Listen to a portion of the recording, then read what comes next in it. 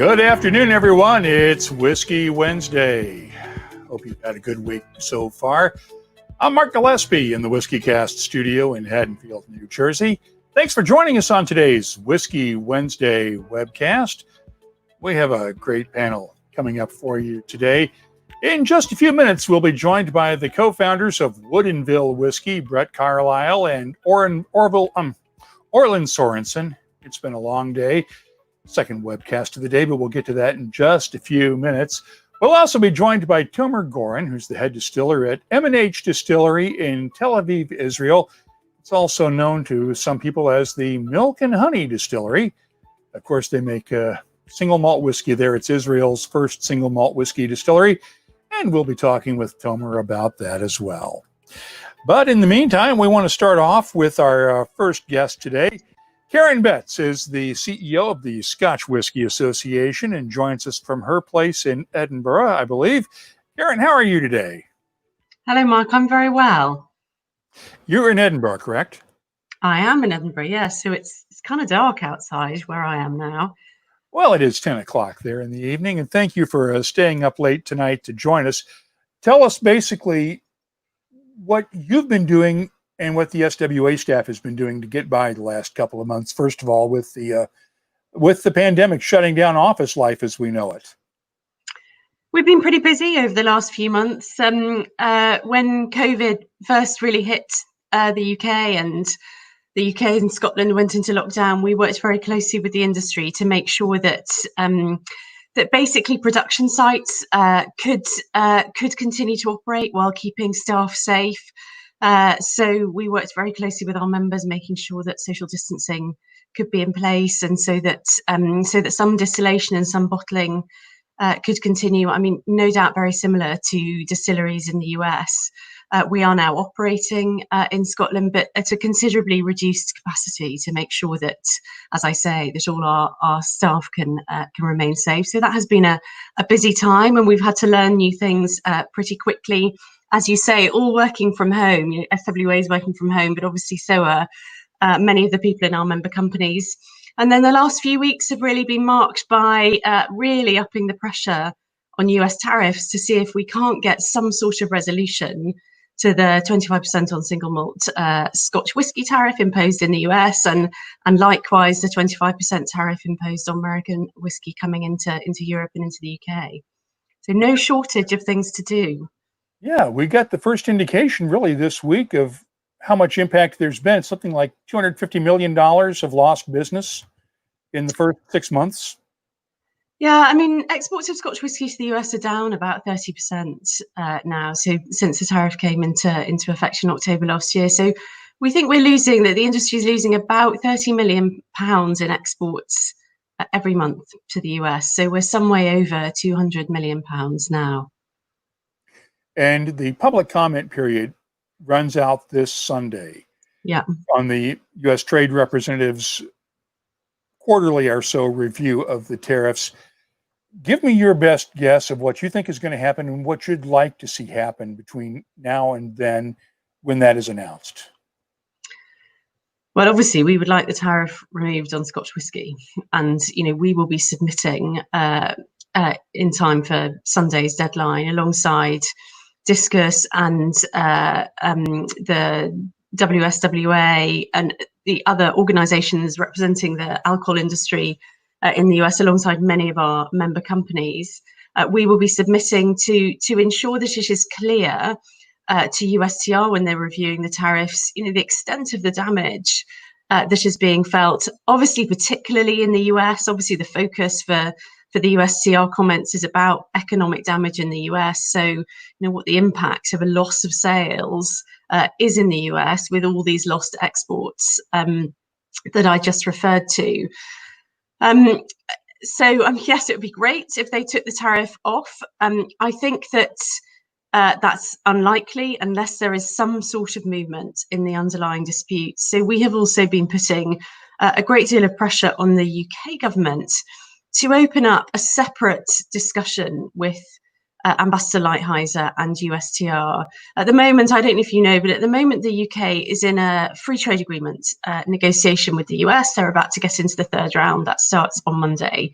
So we've been saying to Liz Truss, who was the Secretary of State for International Trade in the UK, and also to the Prime Minister's team in Number 10, alongside that FTA negotiation, you also need a separate discussion about the trade disputes, because we believe that a negotiation on the tariffs is only going to start to happen once the UK shows some willingness to talk about the issues at the root of the trade disputes. And because the UK has now left the UK formally left the EU at the end of January this year, we are not fully out of EU structures until the end of this year, but we can start to talk as a country that is independent of other EU policies about trade in a different way. So we're saying to the UK government, you absolutely must do that. And they are showing some willingness to do it. Well, I don't think we're entirely there yet, but we're on it. I think there is a misconception among many people about these tariffs, that they think that they're being paid in Scotland, but they're really being paid by the people in America that import Scotch whiskies. Give us a sense of the economic damage that you've been able to quantify with Discus, WSWA, and the other industry groups about the economic damage here in the States from this 25% tariff. Well, I mean, I think that all the details and all the stats will be in our submission, and they will be in Discus's submission and WSWA's submission. But yeah, the damage is felt in a lot of places. It is felt by the producers in Scotland, who are finding it more difficult to export to the US, because if you're a smaller producer, you need an importer, you need a distributor, you need retailers. And what all of those parts of the chain are saying to producers now is, we're not sure if we're going to be able to sell your whiskey at a raised price, because, the cost of the tariffs is now being passed on. So prices are going up.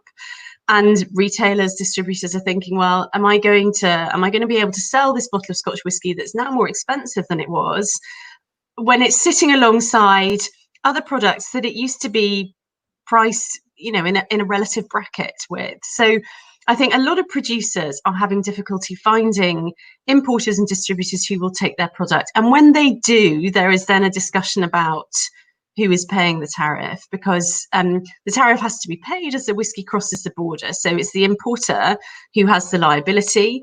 I think that many producers and importers are sharing that liability.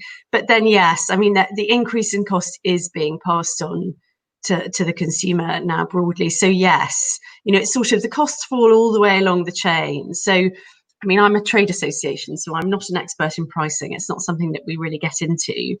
But I think that, so it's not a 25% price hike that is getting as far as consumers, but it's probably something that's closer to 15%, something like that. So basically everybody is paying a little bit along the way.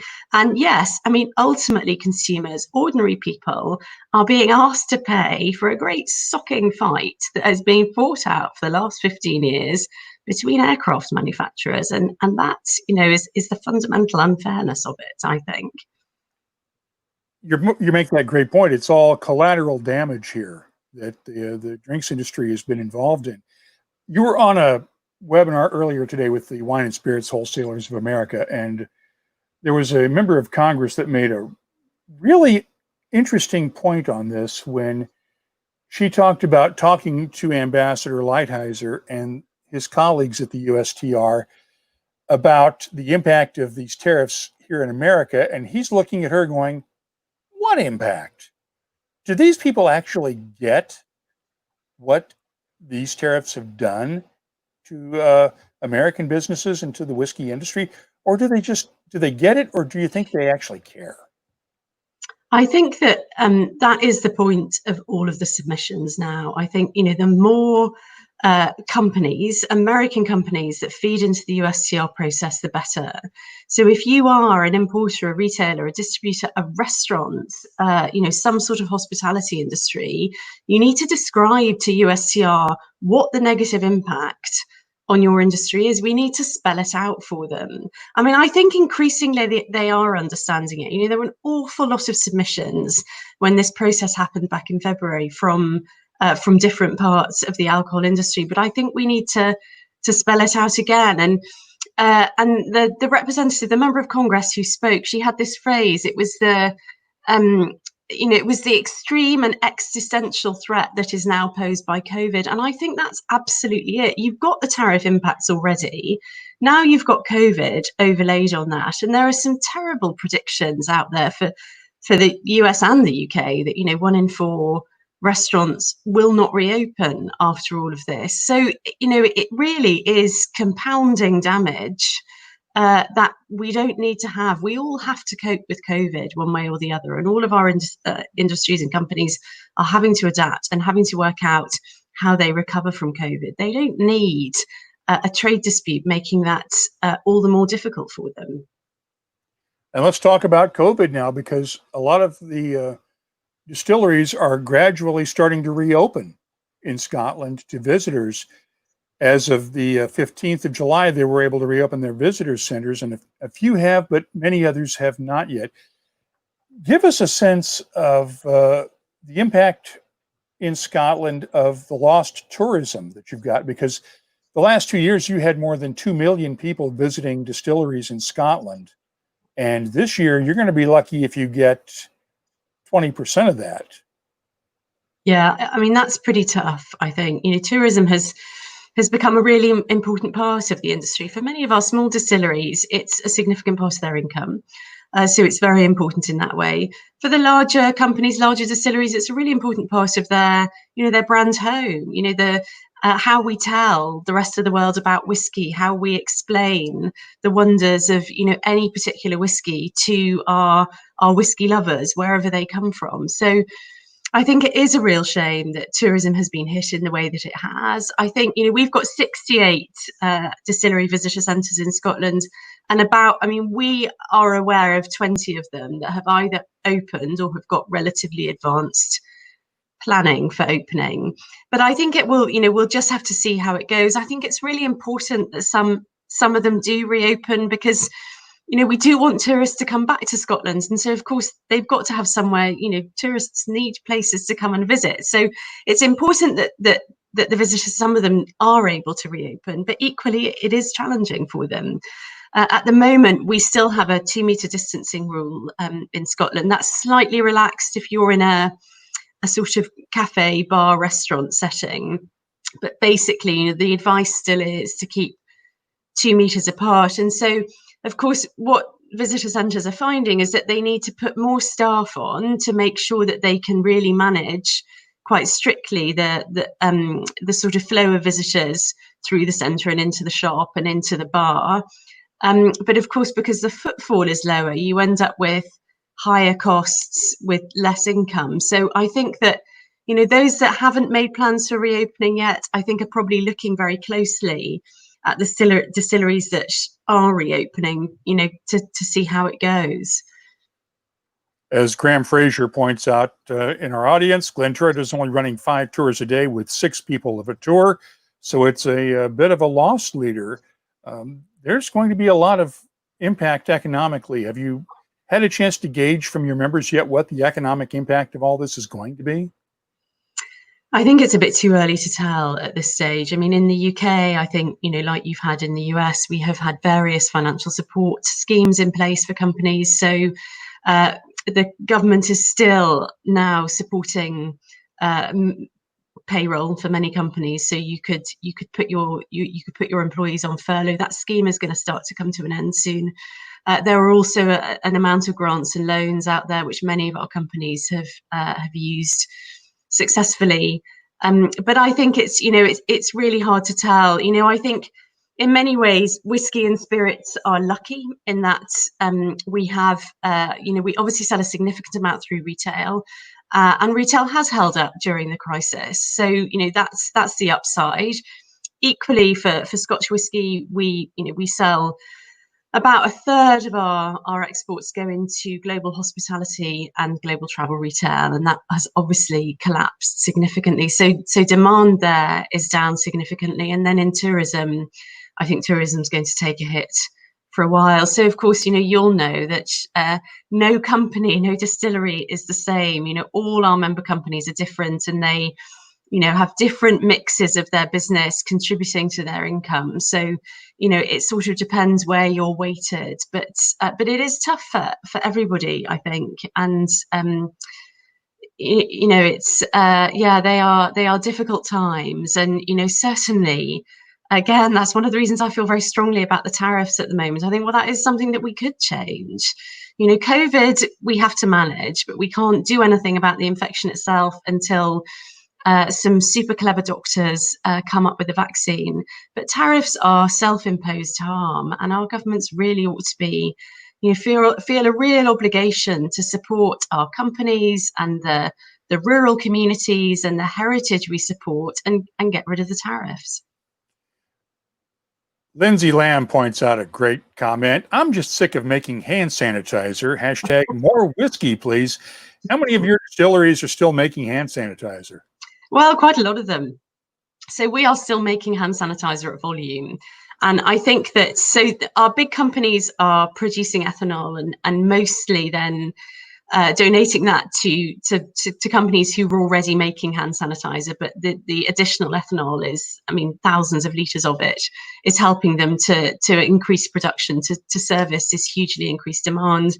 Many smaller distilleries are making the sanitizer itself. It's been a fantastic a way of supporting communities, I think, a really fantastic way that distilleries have been able to contribute to the effort, to the fight against COVID. And I think, many of our many members of staff, I think, have felt good about that. But yes, I'm sure there are many who also think it's time to get back to making and laying down that whiskey. Otherwise, you're going to have an issue with it 8, 10, 12 years from now. It seems like this would be the perfect time for the Chancellor to give the whiskey industry a bit of a break, considering that the Chancellor has been giving pretty much every other industry in the UK tax breaks. Inside the Cask wants to know if there's any update on the dialogue with the government to reconsider the taxation of whiskey in the UK to support the industry.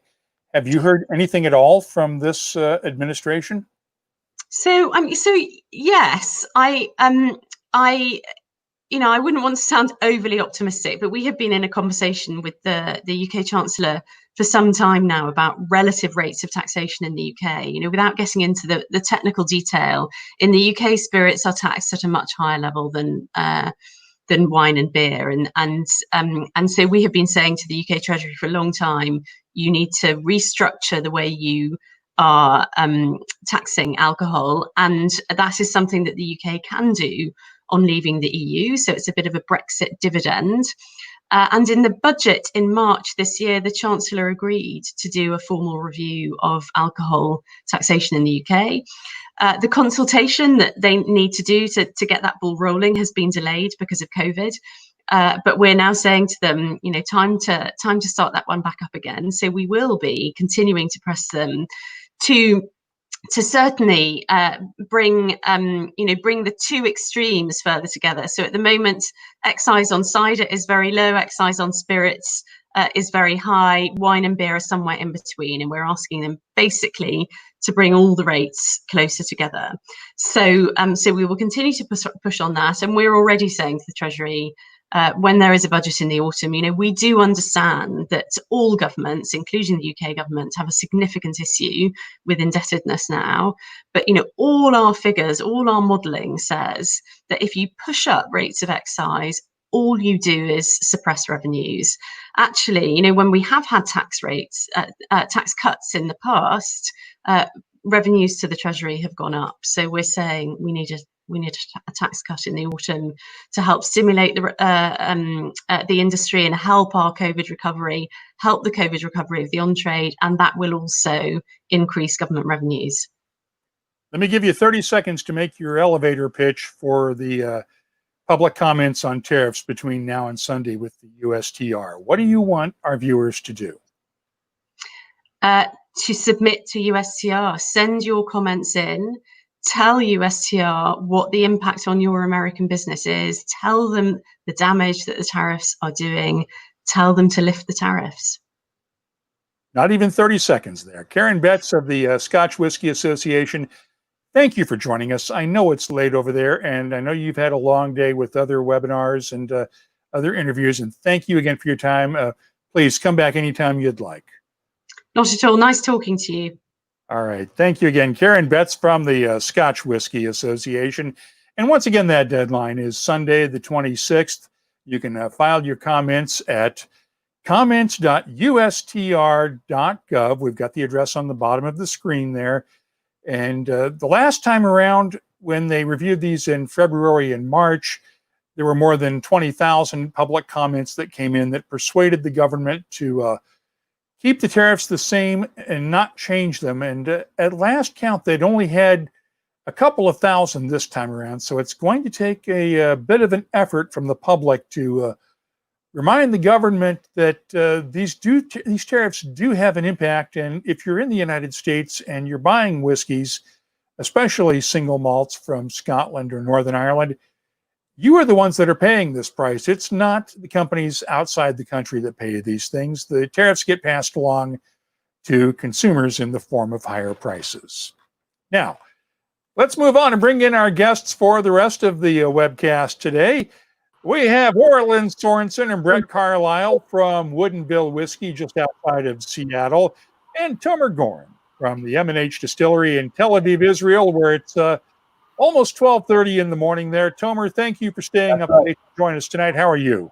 Thank you for inviting me. I'm tired after a long day of work, but I'm really happy to be here with you.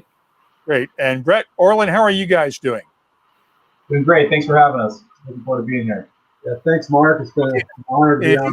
Tilt your camera down. If you guys can tilt your camera down just a little bit here. Let's start off with what do you guys have in your glasses right now? Because that's the question everybody first asks when they jump into the chat rooms here. They want to know what everybody else is drinking. So what are you guys starting off with? Well, Mark, we figured we'd join you and be drinking our 100% rye whiskey here. It's 2:30 here on the West Coast. We're just kind of wrapping up the day's production. So we're going to join you with our 100% rye. Tomer, how about you? First of all, I have beer because it's summer here and it's over 30 degrees Celsius. But I also have our peated whiskey, which I'll talk about later. Okay. And for the record, I am drinking what I started out with earlier. If you had a chance to watch the Irish Whiskey Magazine's Whiskey with Words webcast, I was Sergio Floridas' guest earlier today, and started off with the Jameson Triple Triple. Longtime webcast viewers will know that I try to stay neutral and not pick one from one of our guests just to not show any favoritism. So I'm drinking the Jameson Triple Triple finished in Malaga casks right now. So sláinte, guys, and take care of yourself. Hope you guys have been doing well. Have you guys been health-wise at your staffs? Tomer, I know there have been concerns in Israel about the COVID virus, and Seattle, of course, was one of the early hotspots in the Pacific Northwest, guys. You guys all doing well? Yeah, so we are in Israel just about, I think, second lockdown because things are getting worse here.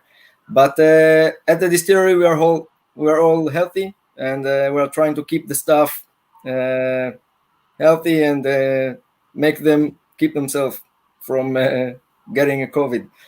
But at March, when the pandemic just started, we stopped producing whiskey for about 2 months for producing neutral alcohol to help the government get the demand for alcohol. So we're just started again to produce whiskey, and we are really happy to launch our whiskeys in the US. Actually, at the beginning of the year, we had young single malts, 2 bottles that we brought. We call it young single malt because we are following the SWI rules, and we call whiskey only what's over 3 years and 1 day. But in the US, you must call it whiskey if it's been in the cask. So we called it Whiskey in Bloom, and we launched it at the starting of this year. And now we are launching in the US our first whiskey, which is the Classic. And we're really happy and excited about it. with our partners, Impex Beverages. And we have 3 products, the classic, the sherry elements, and our gin, which is really Israeli flavored and really nice gin, in my opinion, but I produce it, so I'm not... follow this, the end of the year, we will have 2 more whiskeys. This one, the peated, and one that aged in Israeli red wine casks. This will arrive in around October. And guys, you just released this rye, correct? Our 100% rye we released in 2017. It's been in limited amounts, and we've been obviously expanding our reach nationwide over the past few years with it. The vast majority of our production is bourbon whiskey. So we have our flagship bourbon and our flagship rye. And in addition, we have our port cask, port finished whiskey as well. And a few other specialty products that are only available here at the distillery. And that was a comment that we had from, works in really well with a comment from Carrie Ann Fuller, who's been trying to get your whiskeys into Tennessee for years now. And she's also getting no love from M&H, but we can talk with Sam Filmus at Impex about that one, Tomer. How is your distribution, guys? It's great. So we're blessed with the problem of really a limited amount of inventory. We sell everything we bring to market. So, over the years since Brett and I started the distillery in 2009, 2010, we produce more and more. So the whiskey that's coming out this year is what we produced, 5-6 years ago. And we laid more and more up each year. So this year, we expanded, but we're in the better part of about 15 states now. But we've been really diligent about making sure that when we enter a new market, that we can support it. Things are going great. The support for the product and the enthusiasm has been phenomenal. And so when we're going to a market, we've got to make sure that we have enough inventory to be able to support the distributors and the retailers that are supporting our products. It's always kind of been our philosophy from a distribution standpoint, is we've never wanted to go into to 50 markets with a handful of cases. We dedicate ourselves to a given market, go in and make sure that we build, we continue to build this brand with roots and meaning, and support those that are supporting us. And we have a question for you guys from Greg in Paris, who wants to know how many whiskey distilleries there are in the Seattle area.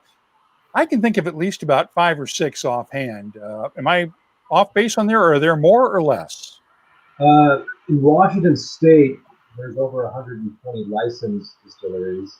As far as Seattle area, as whiskey distilleries, I think everybody's making whiskey. As far as size, a lot of them are really, really small, boutique style distilleries.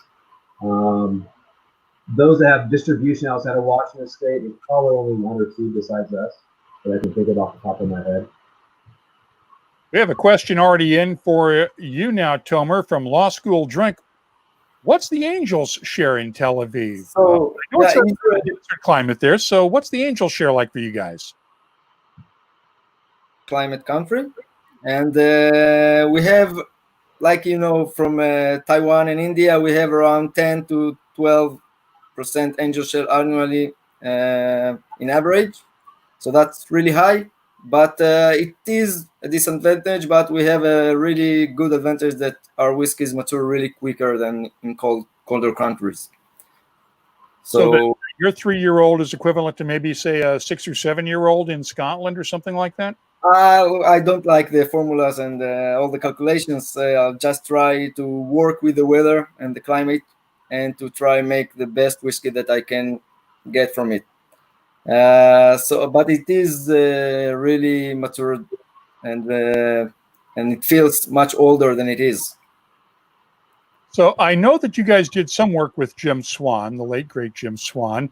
Did he do things the same for you in Tel Aviv as he did with Cavilan, as both are hot climates? The thing I can imagine, though, is that having been to the Cavilan distillery in Taiwan, it's one hell of a lot more humid there than it is in Tel Aviv, I would assume. So there have to be some differences, right? So in the summer, we have around 90% humidity. So it is really high. I think like in Cavalon, but it's really hot also, and in the summer it's more drier. So we have differences between the summer and winter. That's it. We did work with Jim Swan. Actually, we chose to call Jim Swan because of his work in Cavalon and the similarities in the climate. And he did a great job. He helped us design all the factory, all the distillery, and it was a great honor to work with him. And of course, Jim was one of those greats that we miss him. Jim. For Jim. So let's just, we also want to say hello to Heiko. Welcome from the beautiful island Sylt in Germany. Have a great dram, my friends. Thank you, Heiko. We hope that you're having a good dram as well. Let me just go through the questions here. Brian Dvorak from Phoenix works with Impex now. Hello from Impex in Phoenix. Brian will be, I'm sure, getting your whiskeys out to the market. Greg points out, interesting, those angel share differences. That's one of the differences because the angel share differs literally from distillery to distillery and from warehouse to warehouse. Do you guys see any differences between your warehouses, Brett and Orlin? Yes. Oh, sorry. Yes and no. We're single-story warehouses, so we're 6 high, and primarily just because we want the consistency. We don't want when you get to multi-story warehouses, you certainly start to see differences from floor to floor, as you know. So we're basically 6 barrels high, about 20-foot ceilings, and so we get pretty good consistency. But really, what I think is special about that here, we're not quite as high as 10 to 12% per year, but we're certainly higher than average for American whiskey. We're about 10% in year one between evaporation and soakage, and about 5 to 6% per year thereafter. So our 5-year product is 30% plus evaporation. But really, from a technical standpoint, that really lends itself to the terroirs of these whiskeys, and certainly here in the United States, now that American whiskey and bourbon primarily and rye is being produced everywhere. That to me really has the biggest influence because we all hear that 70-80% of what you taste is coming from the barrel, and so all these different climates really are influential on what we're tasting. So obviously, our product aged in the South or the Midwest would taste different than it's aged here, and we actually aged about 2.5 hours away in Eastern Washington, where it's much more extreme climate, high highs and low lows in the winter. So we strive for consistency in our aging process. We don't see a lot of variance, fortunately. We just don't have the luxury of having all that whiskey to come in together for that consistency. But certainly, see differences relative to what we see in different parts of the country. We have a question for you, Tomer, from Bob Wenting from Maltstock in the Netherlands.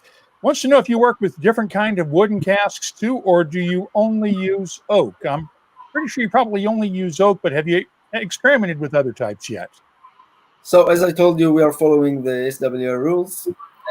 So we are using only oak to mature our whiskey, although we have some other woods just for experimental cases. But only oak. Let me ask you a quick question, Tomer. Are your whiskeys, have you tried to get them certified as kosher? Are you planning to? Just because of the Israeli connection there, I know there's going to be people who will ask that at some point. Well, first of all, I want my whiskeys to be recognized as good whiskey and not as kosher. But we are also kosher. We are kosher.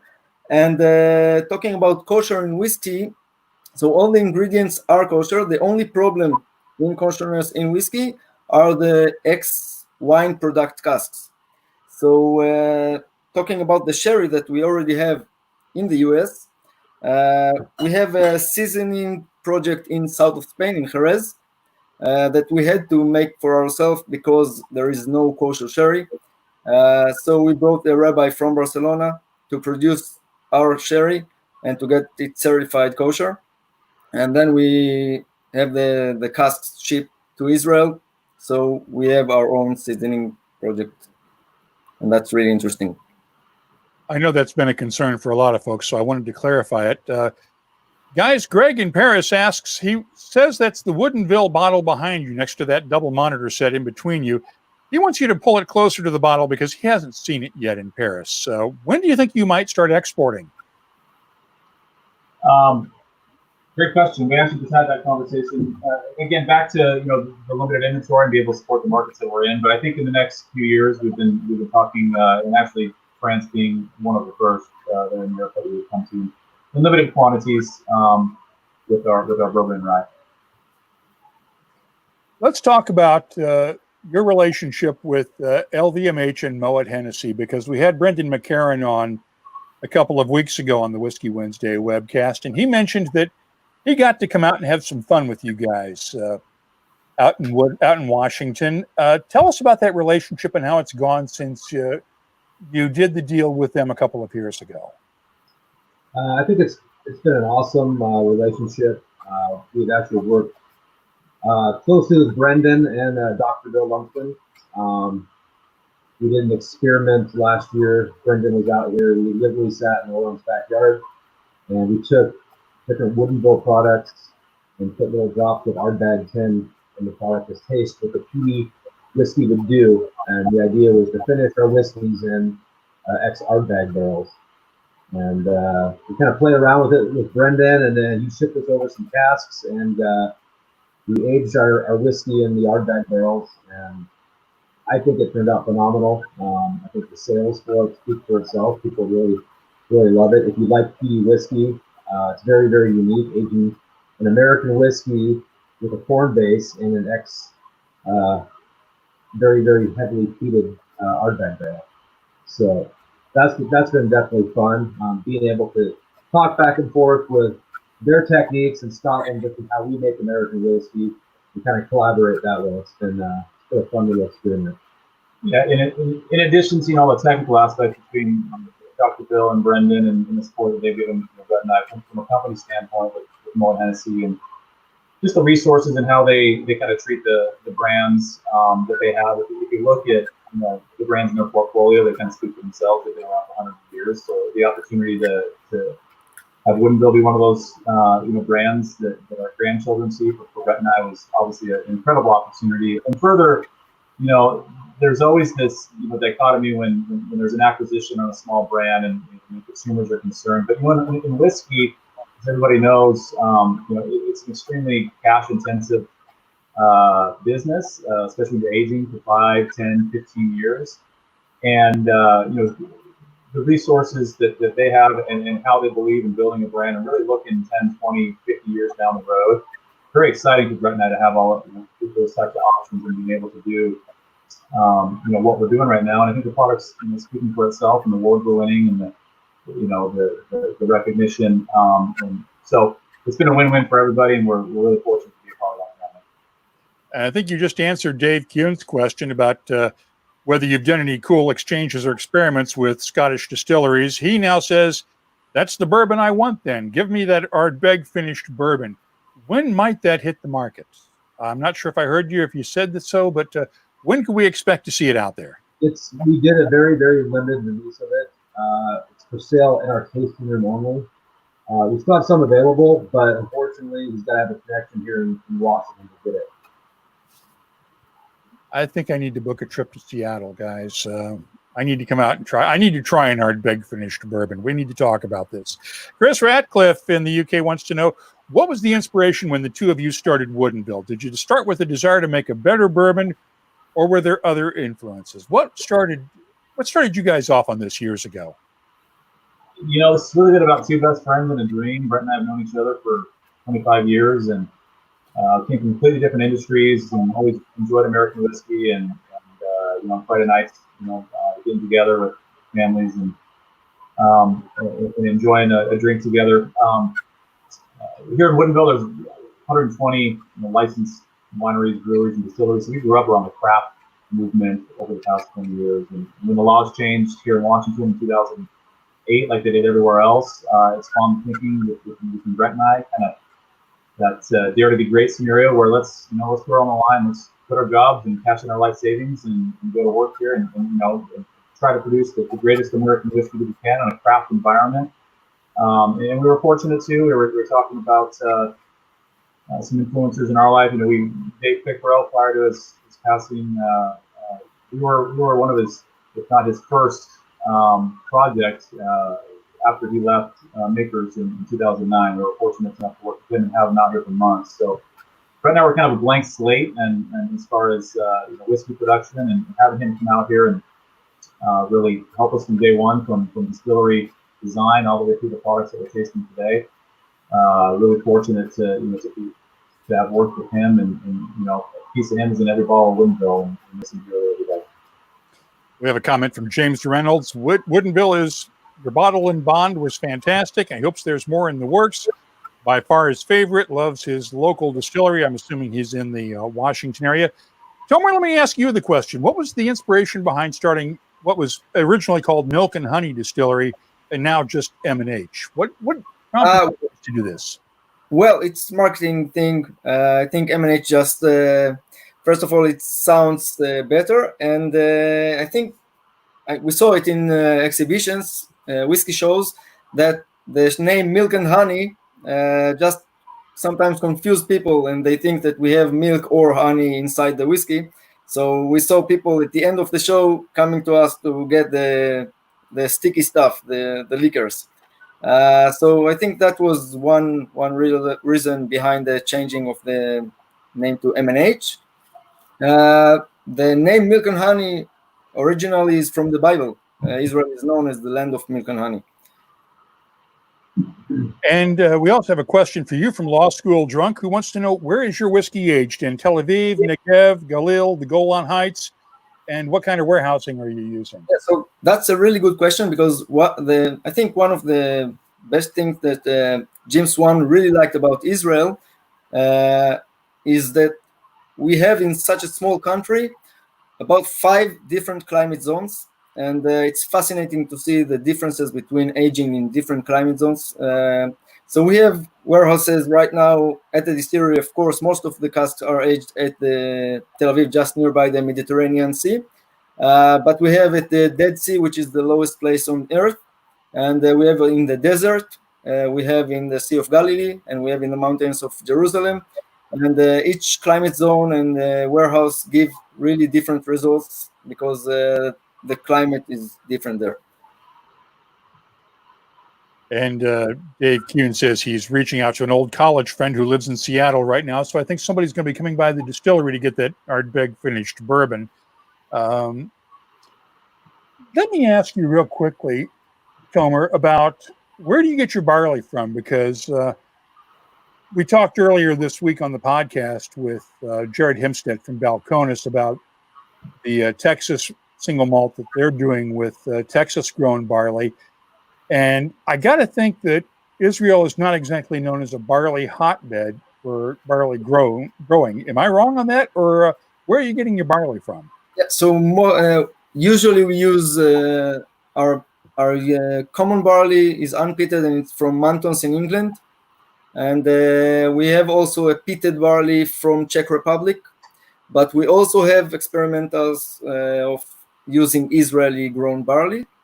And I can say that I'm not really happy with the results. Tomorrow we are mashing Israeli barley again, and I'm sure it will develop and be better. Rob Risk asks a question for you guys, Orlin and Brett, because you do pot still distillation as opposed to column still, which most of the larger rye and bourbon distilleries do use column stills. How important is the pot still to the character of your whiskeys? And for the current expansion that you guys have been working on, did you ever consider switching over to a column still? Yeah, I think the pot still does give our whiskey a unique character versus the column still. We looked into, when we were going to do an expansion, obviously a column still is way more efficient. You can get a lot more throughput in a day through a column still. But at the end of the day, it was all about product quality. And so we wanted to keep making the product like we have since day one. And so we're just adding additional pot stills during our expansion. What prompted you guys to do a 100% rye? And how hard was it to do in a pot still? Because We all know that Dave Pickrell used to refer to rye as the brat of grains because it is such a pain in the neck to distill because it doesn't behave well. How does rye do in a pot still as opposed to a column still in your shop? So, yeah, Dave, obviously, when Dave was at Makers, he was forced to use a lot of wheat and corn. And so when he got free of that, he really was interested in rye. He really pushed us in the beginning to experiment with rye. And we really loved the uniqueness of the rye grain when you're knowing it, cooking it, fermenting it, and distilling it. So why not go all the way in and go 100% rye? I think we were too dumb in the beginning to know that rye was an absolute pain in the butt to play with. I've invented my own four-letter words while mashing it, fermenting it, and distilling it. Yes, it's a very, it's very foamy during fermentation. I've had it lift fermentation lids off, from cascading down all over the floor, and it's a nice mess to clean up the next morning. During distillation, the pot stills, we have a lot of foaming. So you really got to know how to run your still to keep the foaming down and to kind of tame that beast. And Lindsay Lamb says, I've used eye stills. I'm not sure what an eye still is, but pot stills for the win. Okay. And Greg points out that port finish Woodinville on your website looks great. Let's talk about that real quickly because you guys have been doing port finishes, right? Yeah, we have every year we release a specialty product to here at the distillery, and it's kind of an annual event. We call it our harvest release. It's been going on about 10 years, and we get people camping outside the distillery, and it's kind of become a tradition. So every year we do something unique in finishes or something outside of our normal bourbon and rye. And a few years ago, obviously the port one came up, and we tested it and did about 300 cases, and it just one of those products that really resonated with the consumers, resonated with us, that we're really proud of, and the popularity is just continue to grow. And so we really, from a business standpoint, try to maintain, do what we do and do it really well, not try to have a potpourri of products yet. Do our bourbon and do our rye really well. But this is one of those products that was just too good not to continue to do. So we just take our fully matured 5-year bourbon, have our Ruby forecast that come in from Portugal, and finish them off from there. It's not that long of a finish. The port definitely does its job pretty quick, and no more than 6 months. But it just completely changes the bourbon, the complexity of it. Definitely much richer, more complex. Just another layer of flavor on top of it. We're really excited about it. Continue to bring that to all our new markets as well. It's part of our kind of our core lineup now. We know that Washington is known as a wine growing and wine production state. How much collaboration have you done with the wineries around Washington? Not a ton. We like to experiment and tinker around. So we have some secret projects going right now that we can't discuss. But come on, you can talk if about it. Well, we'll discuss them. So yeah, we've got a bunch of unique things going on behind the scenes. The wine finishes is can they're delicate, and you got to make sure you're doing it right, and especially as your bourbons vary and the ryes, and just making sure they're really complementing each other. So we do have the luxury of having a tremendous variety of wineries here in Washington State, some fantastic wineries and some fantastic wines. And I think you can kind of figure out you've got your deep dark reds that lend themselves to maybe more of a lighter whiskey, more bourbon stuff, and then the rye that tends to be a little more rich and complex with some of the maybe lighter wines. So playing with different things like that this year, we are going to release some of that, and we'll announce it shortly. But we're excited about what we're seeing so far. Tomer, we have a question for you from Law School Drunk. In which Scottish distilleries did you train? I'm assuming you trained in Scotland. Where? I didn't spend a lot of time in Scotland training. I was in Springbank for a while, and in Tomintoul for a while, and more distilleries for shorter times. But I distilled a lot in Israel. I had a nice studio at home at the beginning, and then Milk and Honey. And guys, on that 100% rye, Graham Fraser, who's in the UK, asks, presumably there had to be some barley used to promote mashing and fermentation. In the US, you're allowed to use enzymes in 100% rye whiskey, correct? Correct. Yeah, we use a non-GMO organic enzyme for our conversion. And Greg is asking for Woodinville as well. What does deflegmators for ultra purification mean, as you guys refer to it on the website? Greg's in Paris, so explain, please. So the phlegmator, it's a pot column still, so it goes through, this pot distillation, then it goes through plates in the column, just like it would on a pure column still. And at the top, you have the phlegmator, and basically, it's a modulation of cooling where you can essentially, the more cooling water that you add to that phlegmator, the more rectification that will occur. So you can get a pure spirit by modulating that phlegmator. We can really kind of run our pot and column still. One of the advantages of column still is the consistent distillation proof that comes off and consistency of the product. And so, again, back to Dave, we were able to develop a distillation method on the pot still that creates a constant proof coming off the still, rather than in a pot still environment like you would see, obviously in Scotland or Ireland, where the beginning of the run starts with fairly high proof, and then it runs out and you get to a low proof before you get your tails cut.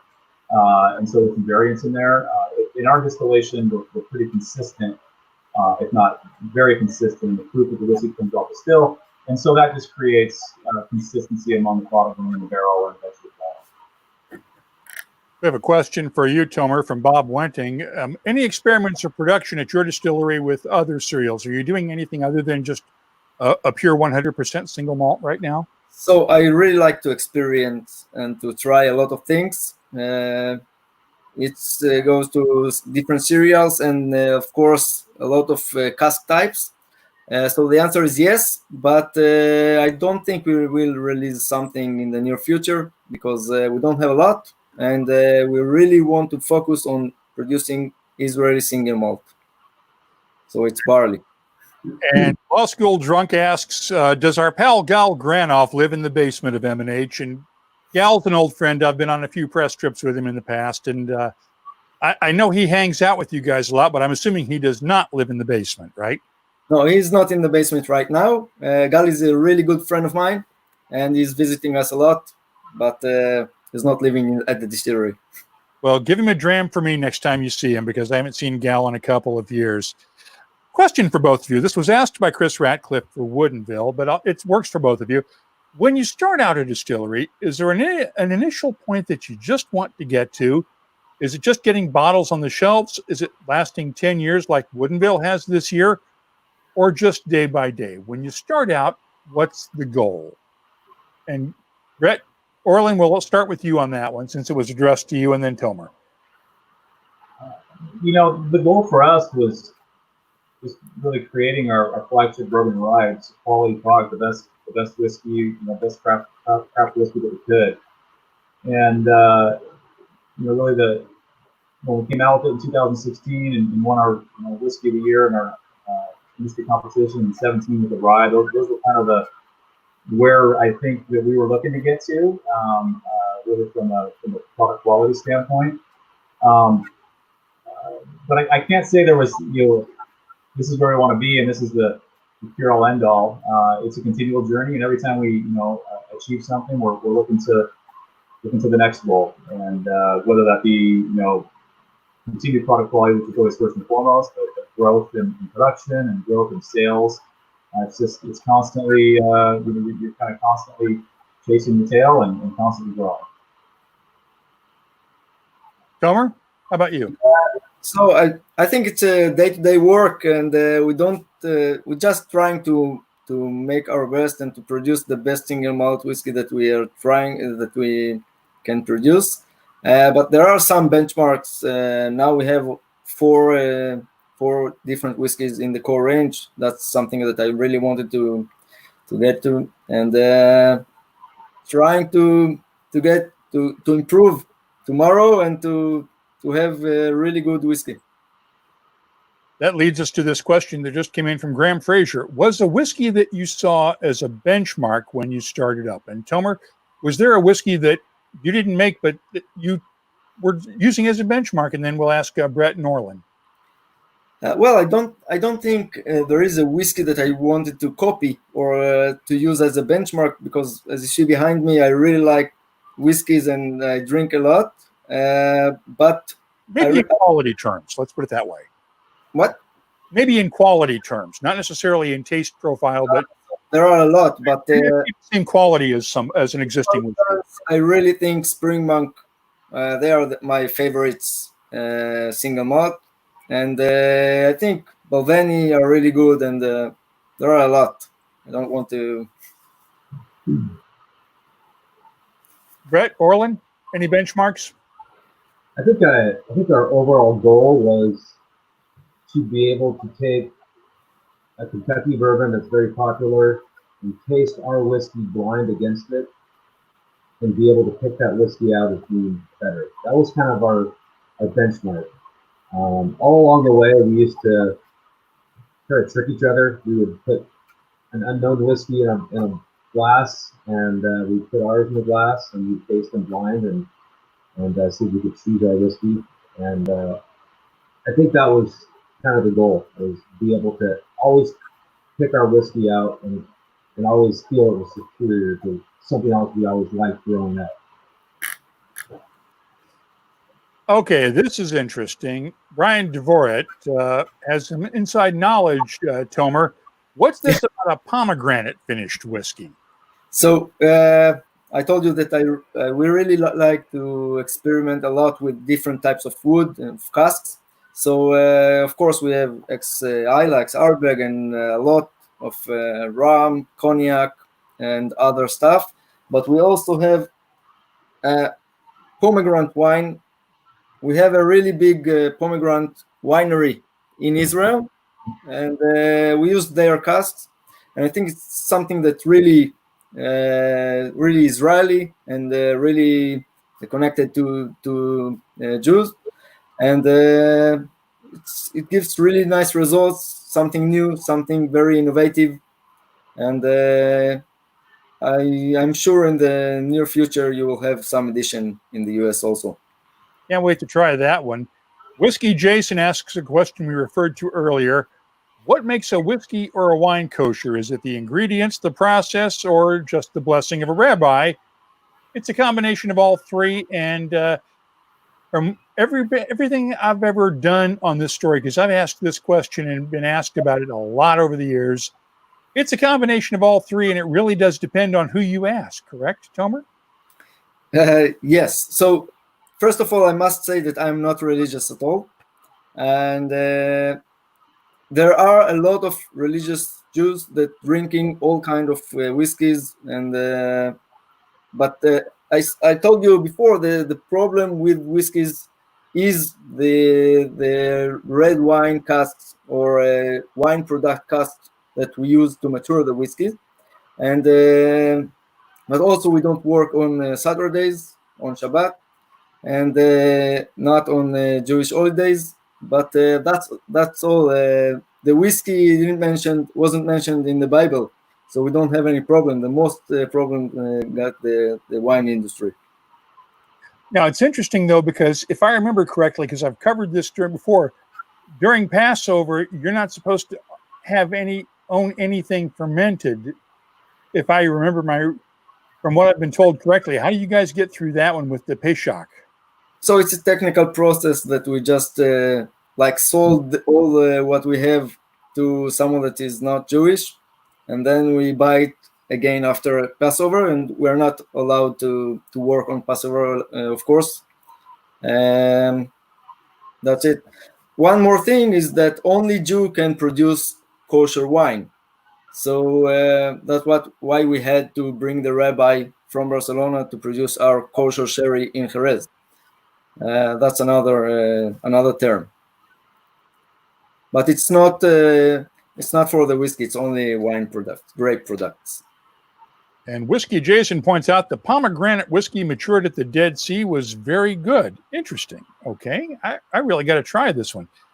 Law School Drunk wants me to ask you, where did you get your stills from? I got to believe there's a story here.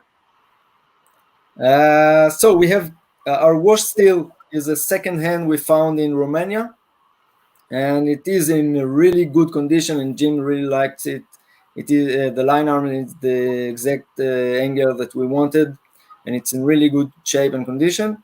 The spirit still is from Carlile in Germany, really good company that produce really good stills, and it was designed especially for us by Jim Swan. Brett, Orlin, where did you get your stills from? Vendome or someone else?